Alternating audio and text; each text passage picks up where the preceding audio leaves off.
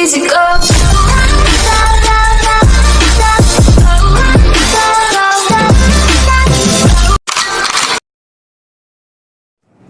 Okay game, pag-usapan muna natin ngayon yung cash flow diagram kasi pagdating natin sa compound interest and sa mga susunod pang topics like annuity, bonds, and capitalized cost, importante nang marunong tayo mag-drawing ng cash flow diagram.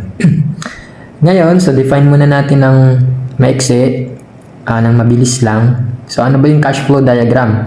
It is a graphical representation of cash flows drawn on a time scale.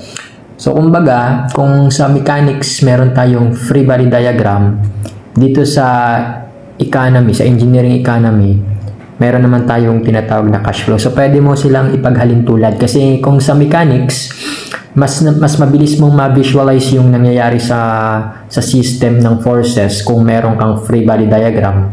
Dito naman sa mga problems sa engineering economy, mas madali mong makikita yung galaw ng mga pera once na i-illustrate mo siya sa cash flow diagram. So kumbaga pampasimple, pang-visualize ng pera sa problem.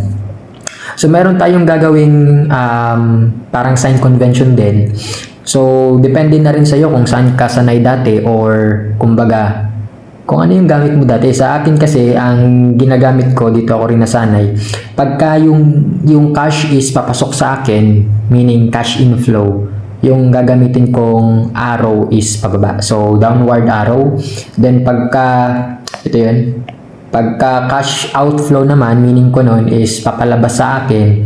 So, arrow pataas. So, upward arrow. So, depende sa no? So, kaya mag-example tayo dito kasi nakadepende yung arrow sa kung ano yung point of view na tinitignan natin. So, example, meron tayo ditong, ito, basahin natin, you invested 10,000 pesos on a bank earning a simple interest of 10% and withdraw it after 5 years at maturity value of 15,000. So, hindi tayo after dito sa calculation ng present worth, future worth, and yung mga interest na binabanggit. Ang gusto lang natin dito ipakita kung paano mo siya ilalagay sa cash flow diagram. Depende sa kung ano yung magiging point of view natin. So, given this problem, gawa tayo ng dalawang type of cash flow diagram or dalawang illustration representing the two point of view. So, example, ang tinitignan nating point of view is point of view ng bank. Halimbawa, so para sa point of view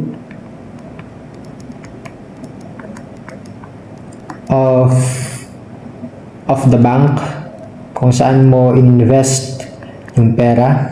So sa point of view ng bank, gawa muna ako dito ng line. Yan. Sa point of view ng bank, kumbaga, kung ako yung bangko, magre-receive ako ng 10,000. So at the period 0 yun syempre. So ibig sabihin, sa period 0, maglalagay ako dito ng period 0. At period 0, makaka-receive ako. So that is cash in. So ano nga ang sign convention ako ng cash in? Pababa na arrow. So ibig sabihin, mag-drawing ako dito ng pababang arrow. So may papasok sa bangko na 10,000 pesos. Ngayon, magbibilang tayo ng 5 period kasi nga after 5 years. So 1, 2, 3. So, in years, ito yung mga period and 5. Ngayon, after 5 years, i-withdraw na siya i-withdraw mo siya kasi ikaw example yung nag-invest. So, ngayon, kung i-withdraw mo na siya, kung nakatingin tayo sa point of view ng bangko, yung bangko is magre-release ng pera. So, meaning outflow yon sa kanya. So, ilalagay natin yun sa taas. So, ano ang maturity value after 5 years? 15,000. Ayan. So, meaning, arrow, pataas naman. So, ganyan mo sa ini-illustrate. Kaya dapat alam mo pa rin or naiintindihan mo kung papasok ba yung pera sa'yo or papalabas. magbabaliktaran yan dito sa pakita natin yung second point of view.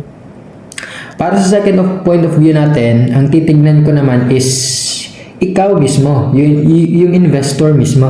So isulat natin muna dito. Point of view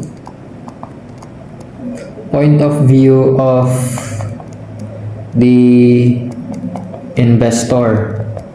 So sa point of view ng investor, kunin na lang natin siguro ito. Sa point of view ng investor, magbabaliktad ito. Babaliktad itong cash flow natin. Ayan na. Yun o. Tatanggalin ko na ito. Nakakatamad na mag-drawing eh. Check. Yan. Sige. Kung tinitignan natin yung point of view ng investor, at the period 0, nag-invest ka. O meaning, naglabas ng pera. So, ilalagay natin yon dito sa taas. Pataas yung arrow na yon. Naglabas ka ngayon ng 10,000. Pero after 5 years, i-withdraw mo na siya. So, marireceive yun ng investor. So, meaning, cash inflow yun.